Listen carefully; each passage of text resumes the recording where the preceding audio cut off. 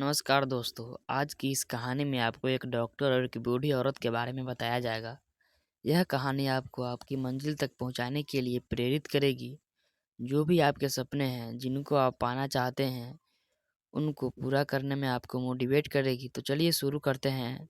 Motivation story सफलता की कुंजी। डॉक्टर मार्क कैनन कैंसर बीमारी के एक विशेषज्ञ हैं।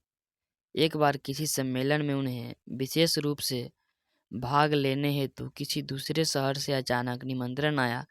उस सम्मेलन में उन्हें भाग लेना अति आवश्यक था, इसलिए उन्होंने तुरंत हवाई जहाज से जाने की योजना बनाई और अपने पूरे स्टाफ के साथ हवाई अड्डे पर समय से पूर्व ही पहुंच गए। उड़ान भरने से पूर्व विमान में कुछ तकनीकी खराब आ गई, जिसके कारण विमान उड़ने में काफ़ी देर हो गई। सम्मेलन में जाना अति आवश्यक था, इसलिए उन्होंने दूसरी फ्लाइट से समय पर पहुंचने की पूरी कोशिश की, परंतु दूसरी फ्लाइट को भी कई घंटे देरी से उड़ान भरनी पड़ी थी। डॉक्टर काफ़ी देर तक मन ही मन सोचते रहे। अंत में वह एयरपोर्ट के बाहर आए और प्राइवेट टैक्सी किराए पर ली, परंतु टैक्सी चलने वाले की अचानक तबीयत खराब हो गई। इसलिए उन्होंने खुद ही टैक्सी चलाने का निर्णय किया। डॉक्टर कैनन ने अपनी यात्रा शुरू की, परंतु कुछ ही देर बाद आंधी और तूफान शुरू हो गया। वह अपने आप में काबू नहीं रख पाए और रास्ते से इधर-उधर भटक गए। काफ़ी देर तक भटकते भटकते जोर से भूख लगी। काफ़ी देर भटकने के बाद उन्हें एक पुराना मकान दिखाई दिया। वह उस मकान के पास गए और घबराते हुए दरवाज़ा खटखटाया। मकान में से एक बूढ़ी महिला निकली और देखा कि एक व्यक्ति इन घनघोर जंगल में इधर उधर हताश होकर मायूसी के साथ दरवाजे पर खड़ा है। महिला ने बड़े आराम से उस व्यक्ति से पूछा कि आप इतने घने जंगल में क्या कर रहे हो। उस व्यक्ति ने महिला से अपने ऊपर बीती सारी कहानी सुनाई और अंत में एक फ़ोन करने की इजाज़त मांगी। महिला के पास फ़ोन नहीं था, इसलिए महिला ने कहा कि मेरे पास फ़ोन नहीं है, परंतु आप अंदर आकर खाना खा सकते हैं। वह व्यक्ति अत्यंत खुश हुआ और अंदर गया। अंदर आकर महिला ने उनके लिए स्वादिष्ट भोजन बनाया, परंतु खाना परोसने से पहले महिला ने उस व्यक्ति से कहा कि खाना खाने से पहले उस परम पिता परमेश्वर को याद कर लेते हैं और पूजा के पश्चात खाना शुरू करेंगे। इस पर वह व्यक्ति आश्चर्यचकित हुआ और कहा कि मैं कभी पूजा या प्रार्थना आदि में विश्वास नहीं करता हूँ।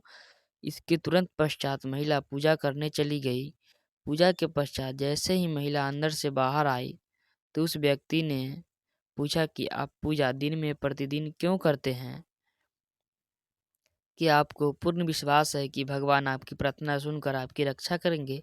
महिला ने उत्तर दिया कि मेरे पास एक ही बेटा है और वह कैंसर रोग से पीड़ित है, जिसका इलाज सिर्फ डॉक्टर कैनन के पास है, परंतु मेरे पास पर्याप्त मात्रा में पैसे ना होने के कारण अपने पुत्र का इलाज कैनन नाम के डॉक्टर से नहीं करवा सकती, क्योंकि उनका इलाज अत्यधिक महंगा है। इसलिए मैं उस परमपिता परमेश्वर से प्रतिदिन प्रार्थना करती हूँ कि मुझे उस मुकाम पर पहुँचा दे, ताकि मैं अपने इकलौते पुत्र का इलाज ठीक ढंग से कर सकूं।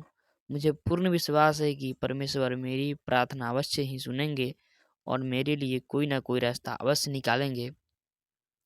इतना सुनकर वह व्यक्ति, डॉक्टर कैनन, आश्चर्यचकित हो गया। थोड़ी देर बाद उस व्यक्ति ने चुप्पी साधने के बाद महिला से कहा कि जिसको पाने के लिए आप भगवान से प्रार्थना कर रहे हैं, वह आपको मिल चुका है और मैं ही डॉक्टर कैनन हूँ।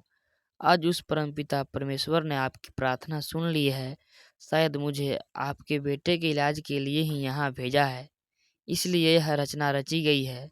इतना सुनकर महिला आश्चर्यचकित होकर डॉक्टर कैनन के पैरों में गिर पड़ी। महिला ने कहा कि मेरी पूजा के परिणाम से आज मुझे साक्षात परमपिता परमेश्वर के दर्शन हो गए। ईश्वर ने मेरी प्रार्थना स्वीकार कर ली। इतना सुनकर डॉक्टर ने अपनी सारी घटना उस महिला को सुनाई और कहा कि मुझे आज से भगवान में पूर्ण विश्वास हो गया है। जो मनुष्य अपनी सच्ची लगन व श्रद्धा के साथ अपने परमपिता परमेश्वर में लीन हो जाता है, अवश्य ही भगवान उसे एक दिन किसी न किसी रूप में आकर दर्शन देते हैं, उसके हर काम में सफलता का मार्ग दर्शाते हैं। इतना कहकर डॉक्टर कैनन ने महिला से कहा कि अब आपको चिंता करने की कोई आवश्यकता नहीं है, मैं आपके पुत्र का इलाज बिना पैसे से ही करूंगा। इतना सुनकर महिला अति प्रसन्न हुई।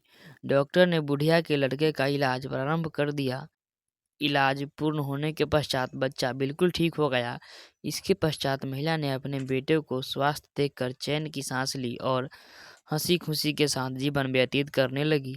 डॉक्टर कैनन ने भी भविष्य में गरीबों का इलाज मुफ्त में करने का संकल्प लिया।